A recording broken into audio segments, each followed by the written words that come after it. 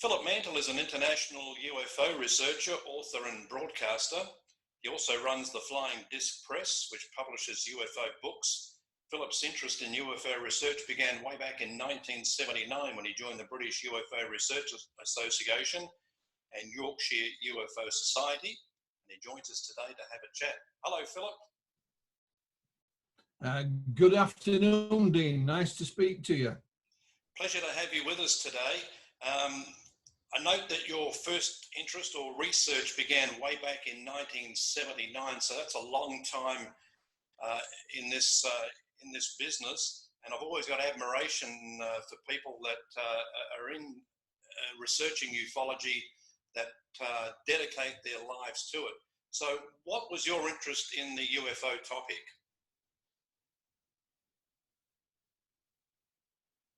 Yeah, I mean, ever since I was a young lad, Dean, I was always interested in all things paranormal, if you like. And for example, when I was about 14 years of age, my best friend's grandmother used to live right opposite where we did. So I used to go to the spiritualist church with her. And whilst I found it interesting, I wanted to know more. And of course, in those days, to learn anything, the pretty much your only way of doing so was to read. No internet, of course, in those days. So I was an avid reader. And I started reading a little bit about the UFO subject, and it intrigued me. And then, of course, the Spielberg blockbuster Close Encounters came out. Didn't realize how much of an effect that movie had, but it certainly did. And in early 1979, I went to work in Germany for a short while. And again, not speaking the language, on an evening you either, went down the local restaurant or the bar, or you would read. I could sit and watch the television, but I couldn't understand a word of it. So my mother sent me a few books, and some of those were on UFOs. So when I got back home in 1979, my aunt, who lived around the corner, brought me an evening newspaper. It's called the Yorkshire Post, printed and published in Leeds. And there was a small advert in it for a meeting that coming Sunday with the Yorkshire UFO Society. So I thought, well, that sounds interesting. So back in 1979, of course, in the UK on a Sunday, everything was closed, completely. So I got a bus. I didn't drive at the time. I found the location in Leeds where this meeting was taking place. And off I went. And the meeting was hosted by two brothers, Mark and Graham Birdsall. And they had just formed the Yorkshire UFO Society. And they put on a presentation. And from that day on, Dean, I was hooked, quite literally. Graham and Mark went on many years later to publish UFO magazine that sold in large numbers around the world. It was a newsstand publication. But I was always the type of young man that wanted to know more, Dean. I'm the kind of guy, if there's a button that says don't push, I want to know what happens if you did push it. And we were just fortunate that Graham and Mark had been involved already for a few years. And areas in and around North Yorkshire, in the Yorkshire Dales National Park around the market town of Skipton, had a lot of UFO sightings. And they somehow found their way to us at the Yorkshire UFO Society. So I just felt I was lucky. There were sightings coming in that we could investigate in an area that wasn't too far from us. It was just over an hour's drive, And so I jumped in with both feet. And at the last conference, sadly, Graham's no longer with us. The last conference he ever did was a very large one in Leeds, and I was doing a presentation there. And he reminded us, did Graham, of how we began, literally from the ground upwards. And so that's how it all began, Dean, Okay. Quite by chance, really. So in your research over the years, have you noticed a big difference in the way UFOs are investigated today as opposed to back when you started? I mean, absolutely. I mean, in my day, you would do as much as you could face to face. You know, that would mean traveling in, you know, wherever possible and interviewing the witnesses face to face, going to the locations where these incidents and or sightings happened, and so on.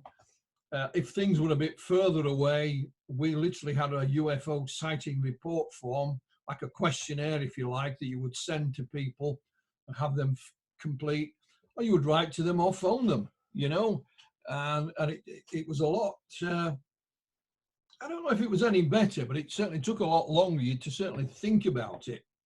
And when you were part of an organization like that, you had sightings of all different kinds come your way, Dean, you know, from the lights in the sky to things seen on the ground, photographs, sometimes a bit of film. So, you know, you really had to be a jack of all trades to be involved correctly, you know. So some people went on to concentrate on a particular type of sighting or encounter, but you know, I've just dealt with what's ever come my way, you know. So things were certainly a lot slower in those days. And it seems like it's ramped up a few levels now, because it seems back in those days it was more about sightings than actual alien contact. Yeah, I mean, there was, I think, the stigma that's attached to, we'll call them close encounters for want of a better phrase, has diminished down the decades from when I first started. You know, to get people to even be interviewed in private about an encounter was never that easy, simply because of this stigma, which the stigma was largely because of the way the media treated the subject. And then, of course, things began to change slowly but surely, you know, when we had people like Dr. John Mack, Harvard professor, become involved. Here in the UK, we had Nick Pope from the Ministry of Defence become involved. It gave the subject an air of credibility. And that goes up and down as time passes, you know, as peaks and troughs. But, you know, I don't think the TV series, for example, The X-Files, did any great harm. It brought the subject into everybody's living room. And even now, most people will know the word Roswell. And all they'll know is that's where the spaceship crashed. You know, won't necessarily know a lot more about it. But back when I first started, you know, Roswell wasn't even mentioned anywhere. I mean, you know, it's as simple as that. It had yet to be reborn, so to speak. So, you know, the stigma is still there, but I don't think it's as great as it used to be. Therefore, when there's serious reporting of the subject, people who have had these encounters do tend to relax somewhat and are able to speak about it. Yeah, I think the X-Files impact in the 90s, I think, was significant, because it kind of was the catalyst for more investigation and research into the cover-up of UFOs and the alien topic. Yeah, I mean, and the writers of that kept a close tab on what was happening in the real world of UFO research, and you would see that theme flow through some of their episodes. For example, I was involved with the alien autopsy film, and the X-Files did their own episode about the alien autopsy, their own version of it. So they did keep a close tabs on what was happening in the real world as well. And of course, it brought it into everybody's living room. And, you know, that's fair enough. So to any budding UFO researchers watching today, what would be your advice about researching this topic?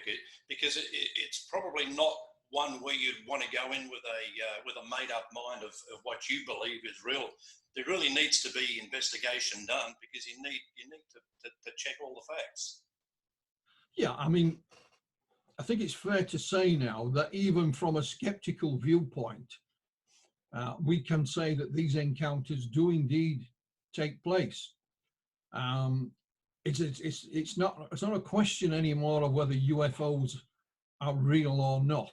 I think we could, if we were to take the UFO phenomenon to court, we could win the argument. The argument then goes on to say, well, okay, now what lies behind the UFO phenomenon? What is its nature and origin? which is something entirely different. It's like saying, you know, there's my car parked on the drive. Okay, we agree it's a car.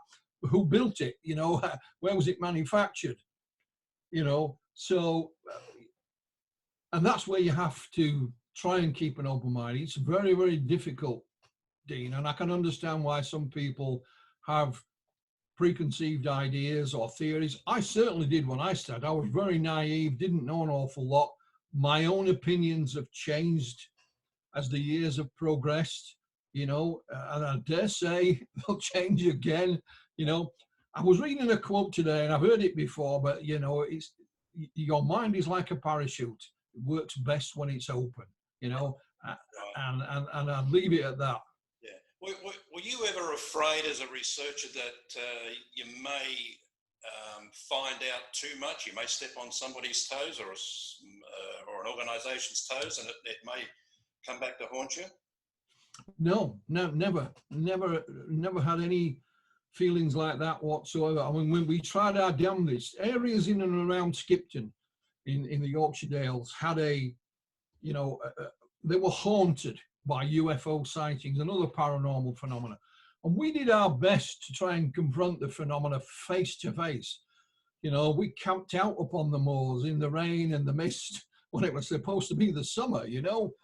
And so I was never worried about, you know, treading on anyone's toes from an official viewpoint, so to speak. I mean, you know, we used to pester the Ministry of Defence for information, and RAF stations, and you know, you name it. If we were looking for information, we would contact them. So it never bothered me whatsoever. Yeah, yeah. You just you kind of always wonder whether that dark Suburban will pull up in, you know, in front of your place, and a couple of guys in dark suits would get out and knock on the door. No, never had any of that. And of course, I would welcome that, because if it did happen, then I'd think, well, I'm doing something right. You know, I must be doing something right. So I would welcome it. But no, I mean, never anything like that at all.